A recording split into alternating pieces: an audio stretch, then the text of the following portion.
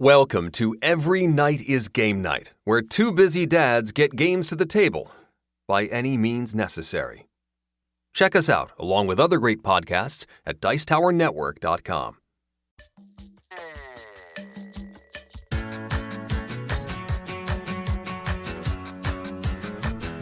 Every Night is Game Night, episode 138, Journeys Through Fuji and Middle Earth.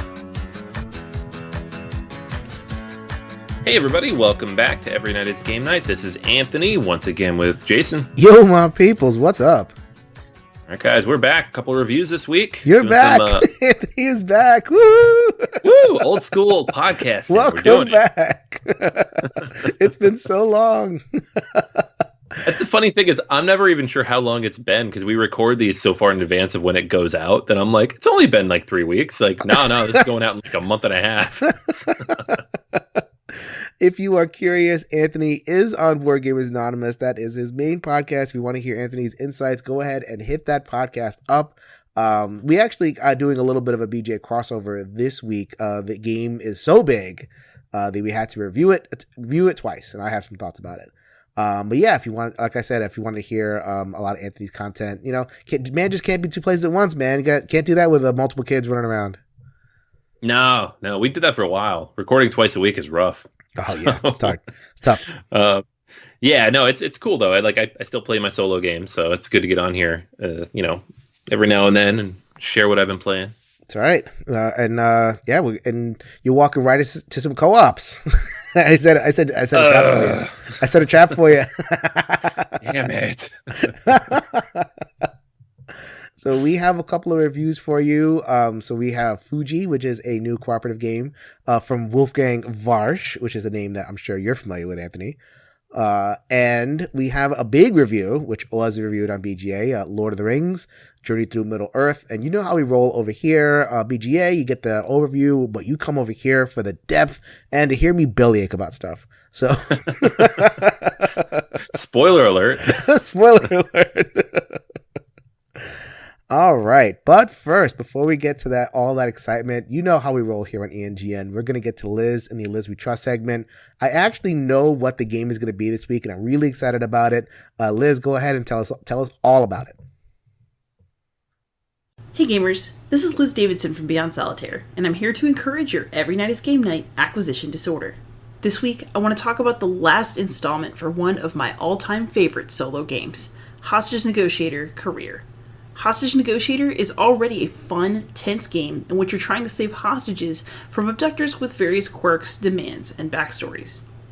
In Hostage Negotiator Career, you'll be able to combine all of those interesting scenarios into an overarching campaign that represents your negotiator's entire career. I personally can't wait for the surprises that AJ Porfirio has in store for us. One word of warning, however, in order to enjoy Career, you need to already own basically everything else that's already been published in this series. The base game will not be enough. You'll need that, the Crime Wave expansion, and at least 7 Abductor packs. As a longtime fan of Hostage Negotiator, I'd say I've gotten my money's worth out of it over the years. Career is a must-back for me. If you want a tense game where lives depend partially on your skill as a player, but ultimately on the roll of the dice, Hostage Negotiator Career promises a lot of excitement for you. Happy gaming! Anthony, what new Kickstarter is out that is pretty exciting for the solo gamer that Liz has likely talked about? What a great question. The solo gamer, that is the operative word over here. Let's see if you can get what Liz is featuring this week. Man, but I've been blocking myself out of Kickstarter lately, trying to save some money. So okay. I don't even know. Hostage Negotiator Career. Oh yeah. That's the thing. I've kind of I love Hostage Negotiator, but in all honesty, I've decided to kind of end my investment in that series. So, yeah, I just doesn't get to the table enough, right? No, especially not like a campaign mode. I'm not going to play it that much. Right. Yeah, but I'm looking forward to it. I think it sounds like fun. I mean, it's breezy fun. You know, I like the different theme and everything. It's one of those kind of staples. If you're not into one deck dungeon, that's like the other one that you're going to play. So yeah, I'm looking forward to it. Yeah, I feel like if I ever catch up, you have all these different packs that have been released, and I have most of them up through the last Kickstarter. If I catch up, maybe I'll go in on this again in the future. But at the moment, I'm kind of all filled up on Hostage Negotiator. All right. So we are going to get to a couple of reviews. We will read the discussion in with our reviews. The first one I'm going to review is Fuji. Fuji is a weird cooperative game. This is one of the most... Is. Have you played it? Yes, I have. It's super weird. Really? How do you... I was anticipating I was going to go solo on this. You really played this? I did. Yeah, well, it's Wolfgang Warsch. Like, he's the hottest of hot designers right now. So I was like, ooh, a new game by him. I didn't know what it was, and I played it a couple times. I'm like, oh, strange. It's like The Mind, but a board game. It's weird. It is The Mind, the dice game. That's how I pitch it to people. If you like, we'll talk about The Mind in a second. It's a very, very divisive game. People either love it or hate it or whatever it is. So this is a little bit of the same idea in that it's a bunch of people around a table and there's a lot of strictures on communication, only there's a lot more game mechanism wrapped around it. So what's happening in Fuji? Fuji, you're a mountain climber traversing through a mountain, but there's a volcano erupting and you have to travel a path that is represented by a tableau of cards. So you move your little meeple, tile by tile by tile, while the lava is kind of chasing in behind you. And towards safety. So that's kind of the essence of the game. It's kind of a race game-ish, kind of racing against the volcano that's erupting. Here's where it gets really, really weird. So each character has a set of colored dice. Each round, you're going to roll these dice behind a screen, and you're trying to satisfy a requirement on the tile in order to move there. So if you're 3 tiles away from where you want to be, and that tile has a requirement of all pink dice or all even dice, you have like, what is that, 5, 6, 7 dice? You have a decent amount of dice there. You're trying to match that. Only you have to match that. You have to match that tile in a way that beats the rolls of your partners, who have rolled in secret, by the way, so you don't know. So you have to surmise somehow, do you have a better roll of something than what your partners have? And that's where the limited communication comes in. So, because you can't just say, I have a 17, can anybody beat a 17? It's like, you can go there. Or, I have a 21, don't go there. You can't do that. So you have to come up with these kind of limited, weird things to say. Some co-ops do this. I think Shadows over Camelot did that first among co-ops, where you have to kind of generally say, okay, I can do this. It's like, can you really? And just trust me. But as opposed to the betrayer aspect here, it's just kind of limited, I guess, represented by you're really far away from each other on the mountain. You can only communicate each other in a limited way. Who knows? Theme is not the strong point in this game. It's a beautiful game, but theme is not. You are not climbing a mountain. You're just rolling dice. Yeah. So then you have to come up with these kind of waste talks. Like, okay, I feel really blue about this roll. Like something silly like that. So then there's rules around kind of, what you can say. I think the rules aren't as clear as they could be. I think they really, like, if this is going to be the whole game, and they feature it on the first, they feature that rule on the second page of the rule book. It's there, it's repeated a lot, and there's examples. I think they could have used a couple more examples of what is allowable to say and what is not, because that makes or breaks this game. That is the whole game, is this limited communication mechanic, rolling your dice, making sure you have more of whatever the set is than your partners, and you have to beat both of them. And there's powers and all that kind of stuff, but that's basically the entire game. So it's like The Mind, in that you have resources with you, and you have to figure out what your other, your partners have in order to be able to move forward. Here you can coordinate, but because the mind is completely silent. Actually, you know what? That's I'm going to go into The Mind for a second. I'm going to hold off on that one. Let's just go with Fuji. How did you enjoy Fuji? I didn't dislike it as much as you would think for what it is. Right. Like, I had a good time. It was, and that's the same, like you said, we're holding off on The Mind, but it's kind of the same thing that I had with that. It was like, what is this? How is this a game? But also I'm still kind of having fun with it. So it's like this weird tear between like the gamer me and just the person wanting to have fun me. So we'll bring it back in there. This is the conversation I want to have, because you go on Board Game Twitter and Facebook and everything, and they say The Mind is not a game, it's an activity. And on some level, I guess the same would apply here, or similar things would apply here. There's more game mechanisms here. It feels more like a game, but it's still like say 3 or 4 words extra and you break the entire system. Or in the mind, if you just kind of nod a certain way, or if you nod in time, you're going to break the whole game. So people kind of take some of that fragility, I guess, and just say, well, doesn't feel like a game at all. I mean, I'm just kind of like boxing myself in. I'm calling it a game. Doesn't feel like anything. So I guess I don't understand that. Help me understand why people say that's not a game.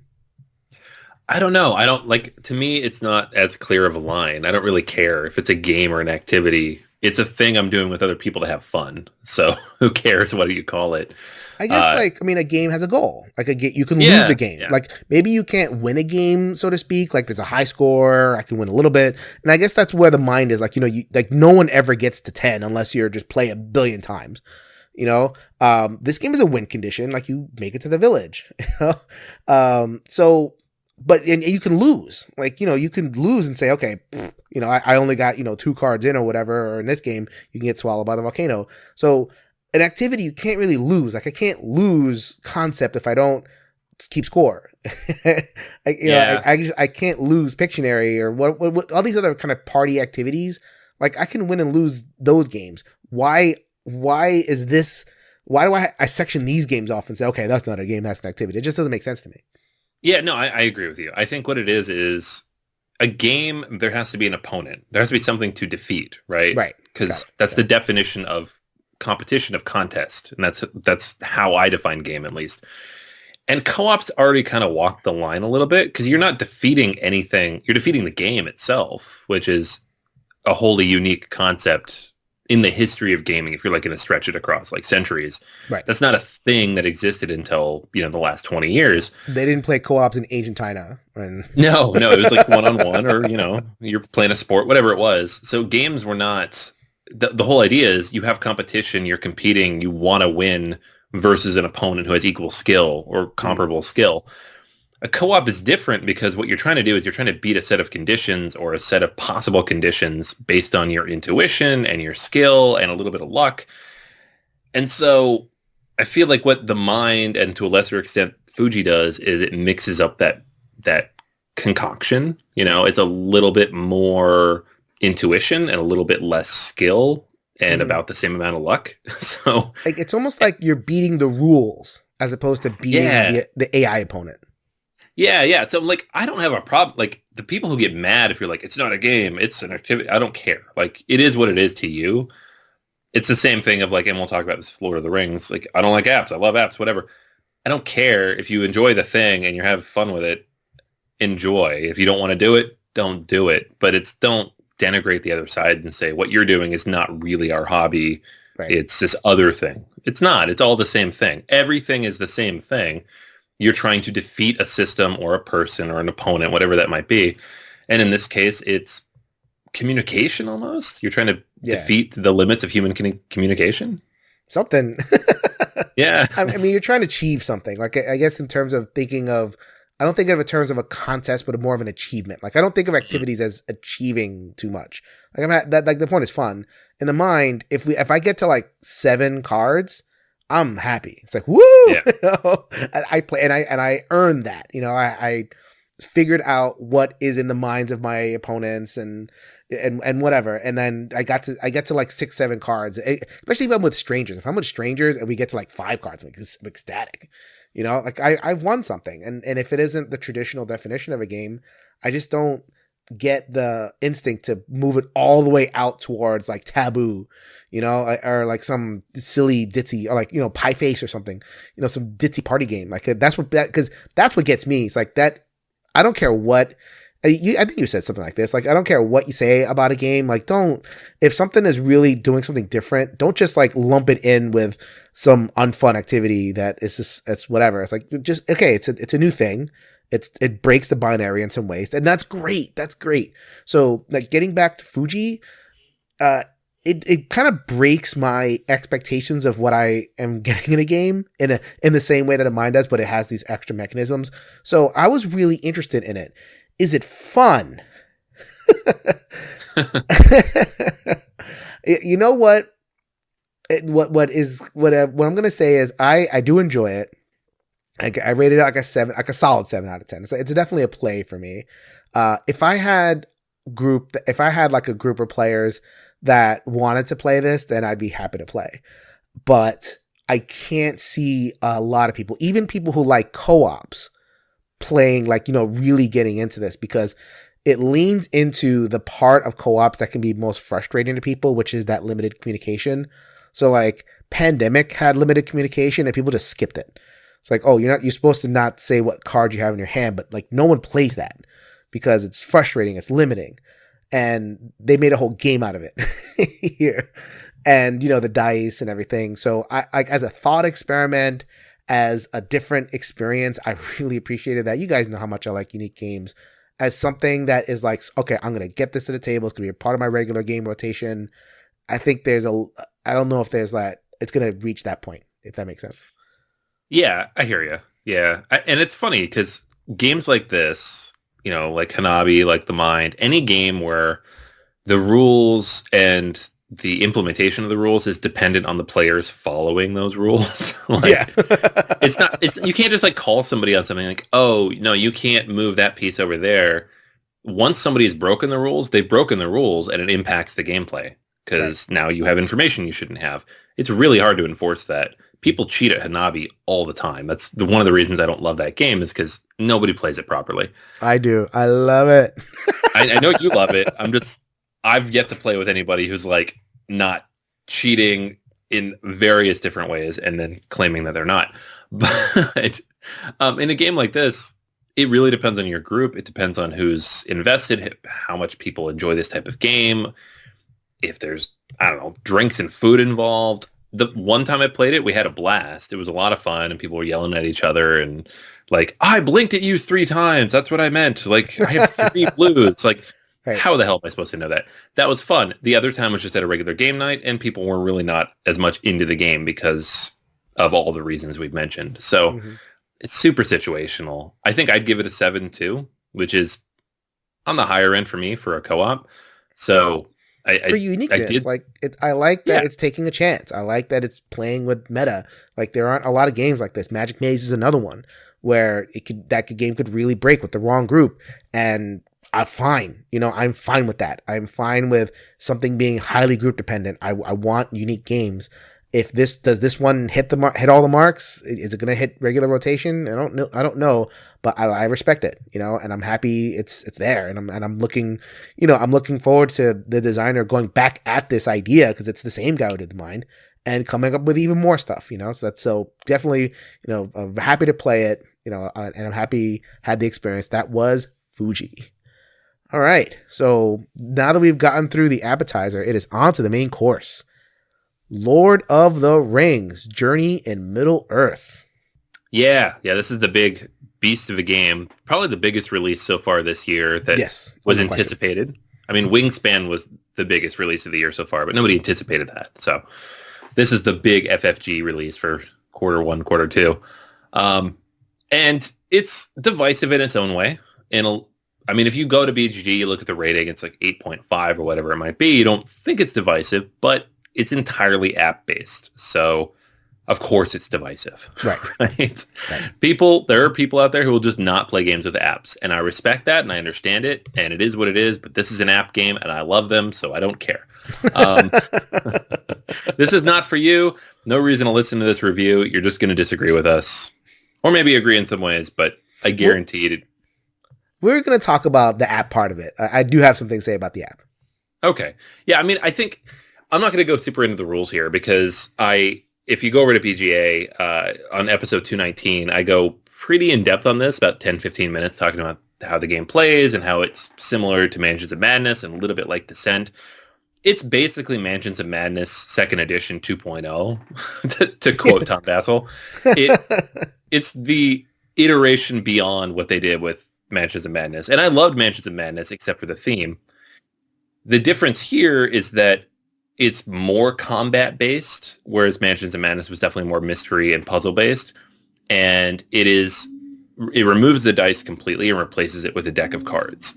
And if you don't know how the deck of cards work, that's one of my favorite parts of the game. You have this deck, you start with 15, you kind of build it up over the course of the campaign, And you kind of manipulate and work through it every round, removing cards, placing them in front of you, preparing them to use them, putting them on top and the bottom, and trying to build out the deck in a way that you're going to succeed at as many challenges as possible. I really, really like that. Mechanically speaking, this game was very impressive to me. On BGA, I gave it a buy. Making sure people understood if you don't like app games, this is not for you. Right. If you don't like games that are somewhat limited on content, it is a $100 game, and the content here out of the box is not mind-blowing, although they say they have more like free updates coming through the app. But there's at least a whole nother campaign coming. So it's yeah. 12. There's a 12 game campaign in the box. That's replayable. Like, it's not like you just play 12 and done. Like you can play two whole new different characters, have two very different experiences. Like, playing Aragorn, playing Legolas, playing Bilbo. They all feel different because they all kind of approach the game differently. So you can probably play it twice with just with that base thing. And then they're going to have a whole nother, 12 campaign arc and maybe some one shots or something. So. Yeah. And then endless expansions after that because, right. Mansions of Madness at this point has had 6 expansions, I think. Ugh, oh my God. So much content for that game. God. Yeah. I am not a fan of Mansions of Madness, so I just checked out right away. I liked it. Like, I played it a couple times. I liked the mechanics of it. I just really don't care for the theme, and some of the scenarios, of course, are way too long, and there just aren't enough that are short. Right. That's the one thing I really liked about this one, is that the scenarios are all like 45 minutes to an hour and a half at the most. They're all very manageable, bite-sized chunks. Nothing is crazy long. Right. So, okay. I mean, I played 3 games and I got really cheesed off after my 3rd game. I'm like, I'm not playing this anymore. Let me save the theme discussion for last. I do like the game. Like you said before, the card play is the thing. Like, the managing the deck, you can improve the deck, you can spend your lore points to, improve your items. And there's a whole bunch of like crunchy decision making that you could do with the cards. Sometimes if you get an upgrade, then, because of the system, like the cards are multi-use. So you can either use the card as like whatever it says, which is, some kind of effect, or you can keep it in your deck and it, whenever you have to pull a test, you get a success. So you have to decide every single time. It's like, okay, I'm going to put this card in my deck. It's an awesome card, but it has no successes on it. So if I pull it during a test, I'm going to hate it. So there's deck construction that goes on, and there's decision making that goes in, within the game, because you can manipulate that deck. It's almost like manipulating your dice, which, that's cool. Not a lot of games kind of do that. Like, it's the same way in Gloomhaven, where you can kind of manipulate your resolution deck by putting in extra +1s, taking out -1s, but you're doing that in a more real-time active way during the game, which, okay, I mean, and I love my card play. So that's mechanically, I'm cool with that. And I think that's why you liked it, right, Anthony? 100%. Yeah, I love it. You're constantly thinking about what's in there, how you're going to pull it out, like if you can increase your scouting level. And then that decision point of, hey, I drew 3 cards in scouting because I have Aragorn as the leader, the captain in this particular scenario. What am I going to do? Like, 2 of these cards have, success symbols on them, but one of these cards is amazing and I want to prepare it in front of me, but I'd really love to put 2 success symbols back on the top of my deck. You have to think that out and prepare for it. And, you don't always 100% know what you're going to be up against that you need the success symbols for, but you want them there constantly. So It's cool. I really like that part of the game. And it's strategic in a way that a lot of these dungeon crawly type games aren't. Right. Yeah. I mean, on the player side, I think this is an achievement. It's really good. Okay, so there's 2 things that I want to talk about, and I'll save the theme part for a second. The first is the app. So I think there are some people who kind of prima facie, right on the face, they see an app game, they're like, nope, not for me. And I don't necessarily agree with that part.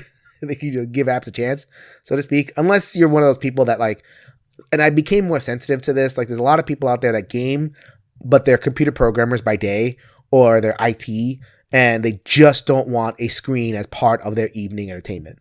They get enough screens. They're always in their phones or whatever it is. And it's like, okay, this is my time to like take a break, not have any screens whatsoever, just interact with people. Okay, I'm actually really sympathetic to that argument. I don't want to go the grognard way of like just like it's all bad. I have no like for that.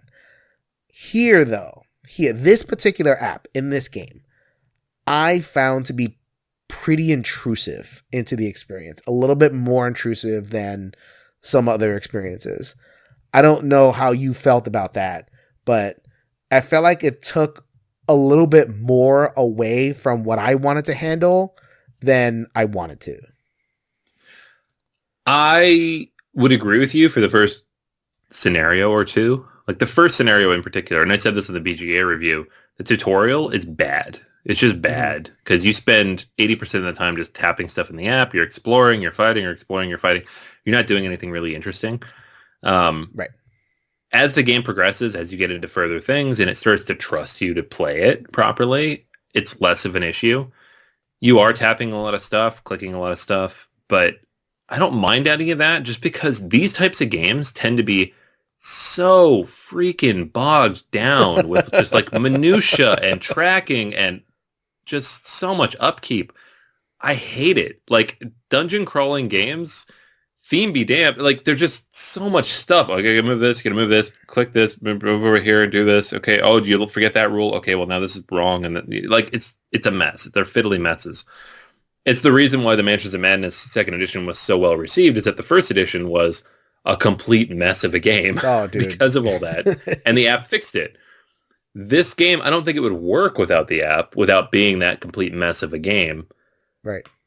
That said, I think it does a bad job of introducing you to it. I don't think the app does a good job of showing you what it can do, and I think it does become over-intrusive, especially early on, like the first half of a campaign. I even think like just moving on forward, so like there's certain checks that so there's a lot of different checks that you do. It isn't just combat. Like, believe me, plenty of combat in this game. You're doing a lot of that.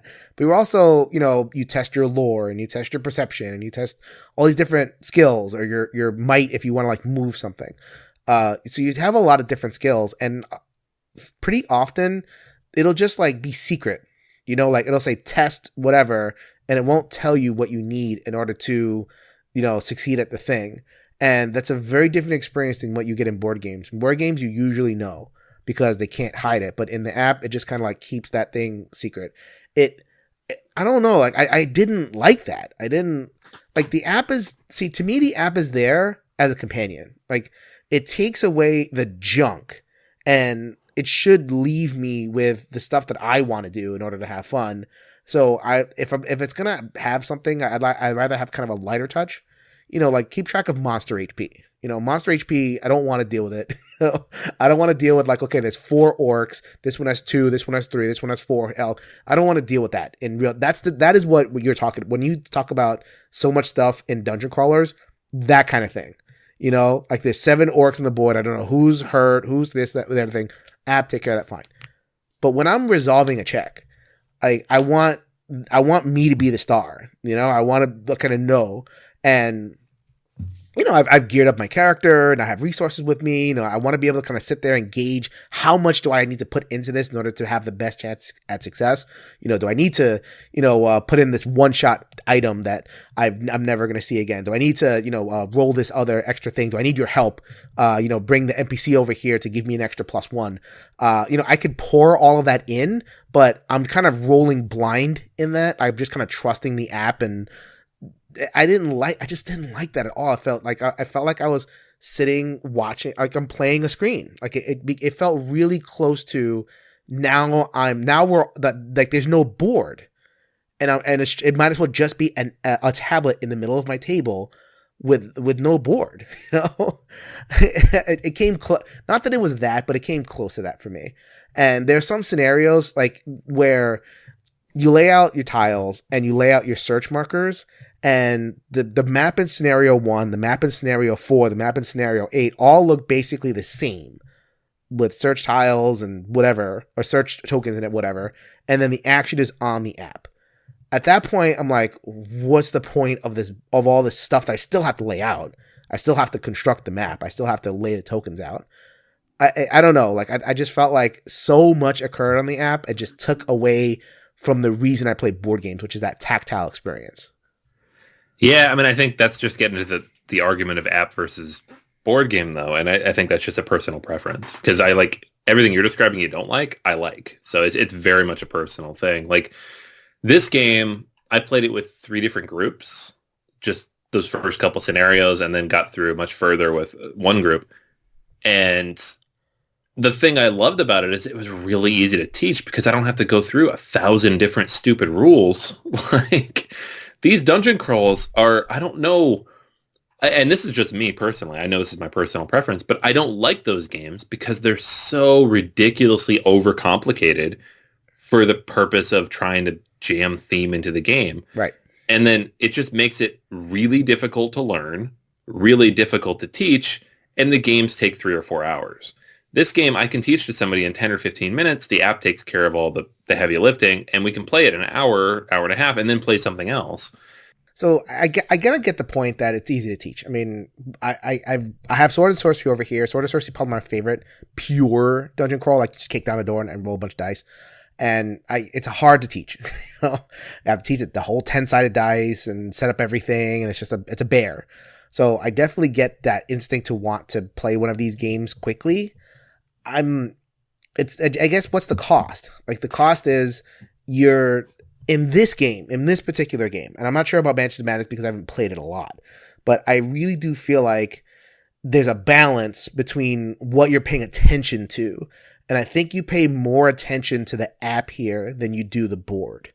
And that's too far, you know? So I want to be able to take away the garbage, you know, like like I was saying before, monster HP, or, you know, searches, you know, like, okay, I don't need a treasure box or whatever it is. Handle, you know, I search for something, I get a random item, fine. I just felt like there's a balance there, and I was spending too much time with the app to like just be that satisfying. I don't want to have to stare at it. You know, like it's a beautiful board. It's minis. I want to be able to like have fun moving my mini around. And that's not absent here. I just wonder about the balance, you know? Yeah, I understand that. Yeah, and I think, and like you mentioned, people who spend all day on the computer, that's me. Like, when I record these podcast episodes, half the time I'm like, I don't want to sit at the screen again for 2 hours. So I'm on the computer all day. But I think it's just going to come down to personal preference on that. Right. I understand it. There are certainly days of the week when I would not want to play this game. I'm just like, I don't want another screen. I don't want to do this. I want something tactile. But I don't know what it is. I think what it is I really want to like dungeon crawls. I really want to like this type of game, and I just generally don't. Right. And it helps you like it. Yeah, exactly. They're too long. They take too much work. They're generally boring. I don't like, it takes 20 minutes to roll some dice, move a guy across the map, and pick up a token and read a card. Right. Shouldn't take that long. It's boring, right? It's boring. Like, and some people love it, and I appreciate that, but I'm bored by it. This game is not boring to me, thankfully, but I do understand the concern about looking at a screen more than the map. I won't argue with that, because that is certainly true. Right. So, I mean, like I said, I'm not against apps. You know, there's some apps that are fine. Like, I like XCOM for that. I don't like XCOM for other things. But like it had like this very exciting app integration thing, and then there was like a whole phase we didn't have to look at the app at all. You just put it down. Like, I like apps as helpers. I guess I worry about the kind of the encroaching into the mind space that the app is doing. So whatever. So we're going to continue to have that discussion. Fantasy Fight is not going to stop with these things. So whatever. Mm-hmm. Okay. So then the next thing that I really like, this is the one where, man. So this is the one I agree with you on too. So like, this won't be an argument. Okay. You made it to what? You made it to what, battle 6, right? Or 6 of 12 of the campaign? I think we're on 7 or 6 8. 7. We're like a little over halfway through. Okay, so after I finished 3, I'm like, I'm done. So what I did was I put the stuff away, And I played, quote unquote, played through the entire campaign. So I got to see like, front to back 1 to 12 scenario just to confirm my suspicions. And it gets much better, like markedly better at 8. Like it feels like Lord of the Rings again. From 1 to 7, this is a generic fantasy nothing. Yep. It is 100%. It is Terranoff.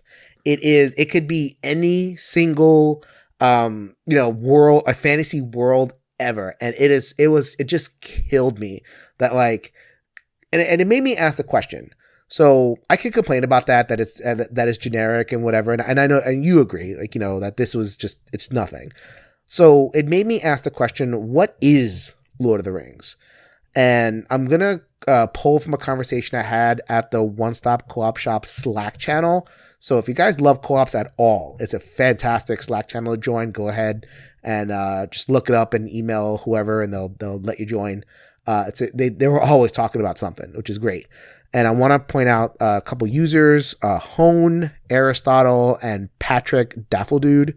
I think that's right. Something. A couple of other guys. Michael Kelly was there as well. And we were all talking about this question of what is Lord of the Rings? Like, how could this game have done better, especially in the first 7 missions? So, I mean, you're a big Lord of the Rings guy. I mean, I know you're a big Tolkien guy. So, like, how could those first 7 missions feel like Lord of the Rings, and where exactly did those missions fail? I mean, it kind of failed right from the start. Like, it drops you in, and you're like, oh, okay, I'm playing as these main characters, right? You can choose from Aragorn and Legolas and Gimli and Bilbo, and then you're tracking down someone who stole a thing. Cool. Fun. Right? They stole the honey we're pot. tracking thieves, and that lasts forever. That's like 4 of the scenarios is just tracking down these thieves, and most of them are just like human ruffians who you just slap around, or random goblin archers who you just slap around. It's not difficult. There's no named enemies at all for the first, I think, 4. And there's no magic. Nobody's like shooting anything at you. There's no lore at all related to Lord of the Rings that I caught. Maybe there's like little hints and stuff here and there. Obviously, like the characters and then the actual races you're facing. And the that's Lord of orcs, the yeah, Rings. that's it. But that's also just generic fantasy. That could be anything. Like, it doesn't have to be Lord of the Rings. Like, if you compare it to like a Lord of the Rings the card game, where right out of the box you're playing against lots of different, like, you get enemies, you get named characters, you get these scenarios that fit within that universe, even though you're not playing through the saga. That's more satisfying. You get it really quickly. This is not that, and I don't know why they did it that way, unless maybe they started out with like a Terranoff game and then rethemed it or something. Yes. I don't get it. I don't know why it's like. It totally feels like that this was the beginning mission of Descent 3.0, which was coming. That it totally, we are getting new Descent at some point. And then they said, "Oh, wait a minute, this is not Lord of the Rings at all." And then like just changed it. I was like, "Oh yeah, we got to release a new Lord of the Rings game, guys. We're going to lose our license." And then kind of like, like padded it out for the last little while. So, okay. So I think from the conversation I was mentioning before, I teased out kind of 4 aspects that would make a game Lord of the Rings. And these aren't the only 4. This is not exhaustive. It's just like kind of things that stuck out to us. A couple you mentioned, like one is magic, like high magic, and not just like, wizards, casting stuff, but like living forest, like the Ents are just like there. And in The Hobbit, they run into a man bear creature just because, it's like he didn't have to change to a bear. Just this is what the world is. It's full of this stuff. There is not a single human ruffian in the entire trilogy.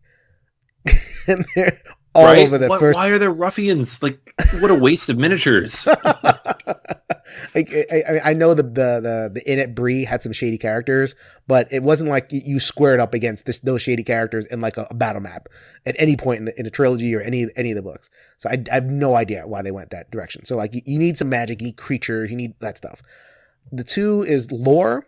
Like every single cool thing in Middle Earth has a very, very long history.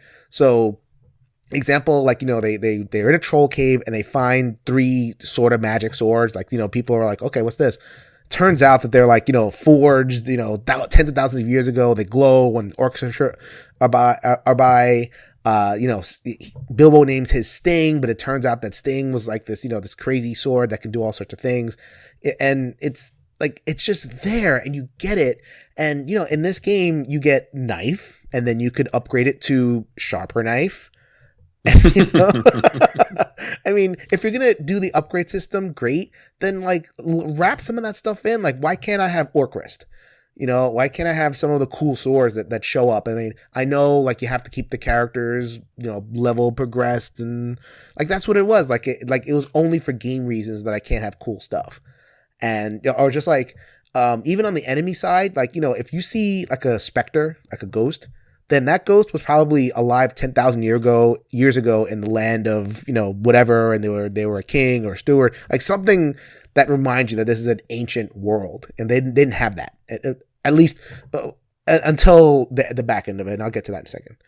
So then the third one, and I never really thought about it this way, but in Lord of the Rings, both A Hobbit and Lord of the Rings, there was like this overarching goal from the very beginning. Like there was this thing that had to be accomplished. Bilbo doesn't leave the Shire until like there's a dragon cave over there. We need a burglar to go in the dragon cave. Go, and that's what made them go. And everything that happened was pulled towards that goal. And then the actual base Lord of the Rings, it's like, okay, Frodo, you have a dangerous ring. We got to get to the elves, and then the whole mission started from there. And that like it just there was this magical pull from the very beginning. Like, oh yeah, the objectives were clear. The journey was, and that's kind of the fourth part is like this the idea of journey, and stuff happening along the way. But there was always a goal. Here, I don't know. Somebody stole something, and I need to go investigate it. And you just kind of get pushed around, and that it felt so like I felt so banal. I just felt like a schmuck, and eventually I become cool. So then what happens at the eighth thing is like, okay, you kind of reveal something about where the thieves are stealing stuff, and then you start to get some of that lore pieces, and you start to get, I'm not going to spoil anything, but like there's some of the cool things that I'm describing actually starts to happen.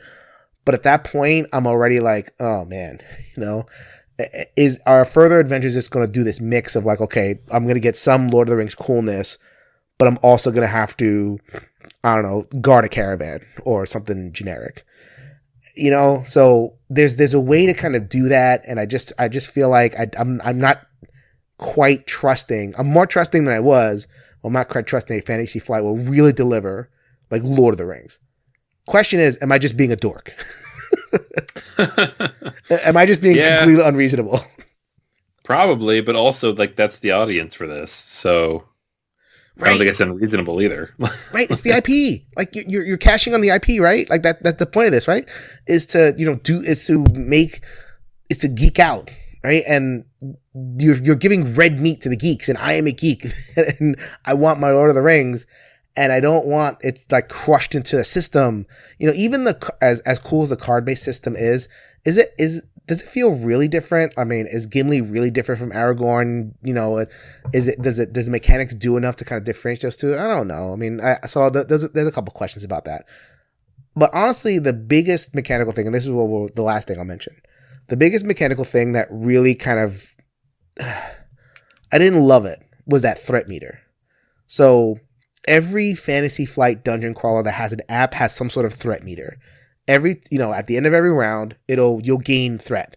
And threat is this kind of, basically it triggers events that, if you get 7 threat, you have 100 threat threshold. If you hit 100, you lose. But you hit thresholds where like something will happen. And then, like usual Fantasy Flight stuff, like, okay, the Pez dispenser of monsters shows up. Oh, 2 more ruffians, or something like that happens. And it definitely rushed me. Where in Lord of the Rings, there's, it kind of like there's times where it's exciting, and there's times where you're exploring, and there's times where you're experiencing cool stuff. In this game, I always felt pushed. I just felt like I was like screaming at the app, "Leave me alone!" I don't want to be rushed to this.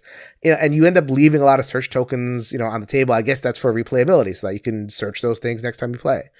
But it didn't feel right. Like it felt like Descent. That part felt like Descent, where it's just kind of like just rush to the bad guy and rush to figure out what's going on.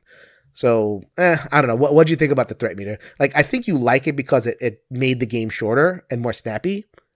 So I think that's probably where you landed there, or what do you think? Yeah, 100%. I mean, as someone who's played the card game for years, that the threat is 100% part of what I think of in a Lord of the Rings game. So that didn't bother me at all. It kept it short. It kept it focused. It kept me moving around. But also, like, I'm a guy who likes Legends of Andor, and that's a game in which you skip over enemies and jump around because you have a limited amount of time. I like limitations in games. It makes me happy when a game has limitations and forces you to make decisions and move forward and do things. I don't like sandbox games, generally speaking. They last too long. They get a little boring. They're not really focused, and the mechanics get a little wonky. And I don't know that this solves all those problems for this game, but I think it really pushes it forward. And so as somebody who doesn't generally like that, especially like a co-op type of game, I appreciated it. Yeah, and I guess when I think of Lord of the Rings, I think of sandbox. Like, what is Tom Bombadil? He's a big sandbox. Sure. What are some of the other like crazy things that happen? Like, you are going into like Galadriel's forest. Like, there's no threat meter in Galadriel's forest. There's these pockets of safety, and in that safety, cool things happen. Like, you get the lumber spread, and you get these items, and so I think like you can build this game with that kind of thing. But I just feel like the Fantasy Flight model is to make every single time you interact with the app, there's a threat meter. And that's not about the app. It's about a Fantasy Flight's way of making games. And yes, I see exactly what's happening. It just it's another thing that takes me out of the experience. And is it a deal breaker? That one, no, but like added upon some of the other things. Like, yeah, I mean, I graded this game actually 7.5. 7.5 is it's a decent grade for me. It's not quite a buy on my thing. Like, it has to be an 8 or above for me to like, I have to keep this. So I'm not, I know I'm saying a lot of bad things about the game. It's just, I hold Lord of the Rings to a very, very high bar. I when any IP that I love, and there's a lot of them out there that I do love, like I want certain experiences. And if you're just going to give me, if you're not just going to fall short, but you're just going to give me generic in these very, very simple ways, then it's just going to like, man, missed opportunities. Yeah, I understand that. Yeah, and I think for me, it's like an 8.5 for me. Like in the pantheon of the big Lord of the Rings games, War of the Ring is always going to be at the top for me at a 10. Yes. The card game is a solid 9 for me, and then this is slightly below that. Like, I'd still rather play those two over this, but I really do appreciate this. And as somebody who doesn't like this type of game a lot of the time, this one really stood out to me. But I like the lore, the lack of theme. I'm not a theme guy, but even I was like a little bit put off by that.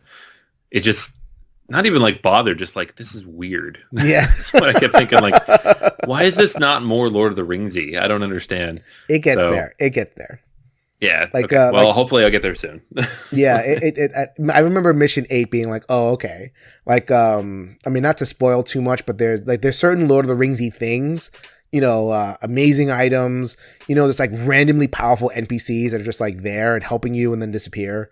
And, and it makes sense. It's not just like there to be there.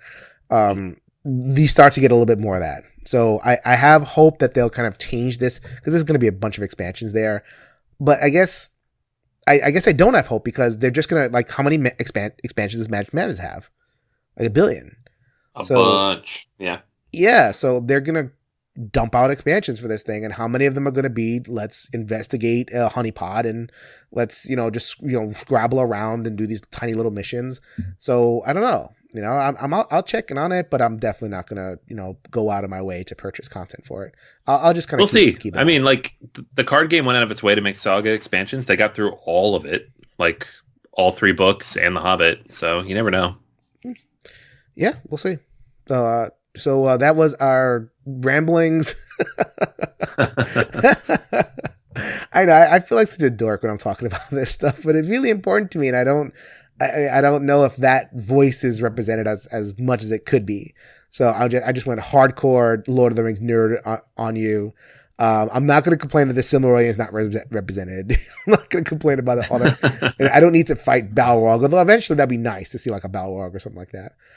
All right, guys, there you go. And like I said, if you are interested in learning more about how the game actually plays, if you haven't played it yet or read anything about it, head on over to BGA number 219. I run through in pretty decent detail how the game actually plays, what the app looks like, what you'll be dealing with, especially in those early goings. But there you have it. That is Lord of the Rings, Journeys in Middle Earth, as well as Fuji. A couple of relatively unique co-op games. Yes, I had a discussion topic for this, but I'm like, there's a lot to talk about here. Let's just talk about these games. Let's do it. Yeah, a couple big games, right? And I wouldn't be surprised to see Fuji pick up a nomination here with the Spiel Awards coming up in the next couple weeks. Right. Whether we agree that it should get it or not, I think it's the kind of game that they generally look at. So we'll wait and see how that goes. But yeah, like these are two very unique co-ops. They are very high profile right now in 2019. And, you know, whether you're pro-app, anti-app, pro the mind, anti the mind, a couple of games worth taking a look at. So anyways, that's going to be everything for this week. Make sure you hop on over and check out all the various places that we hang out and post content. everynightisgamenight.com, as well as the Facebook group for Every Night is Game Night. And you can catch us on Twitter at ENGN_podcast. But for now, that's going to go ahead and be everything. So until next week, go ahead and grab a solo game off the shelf and let's make every night game night. Later, everybody.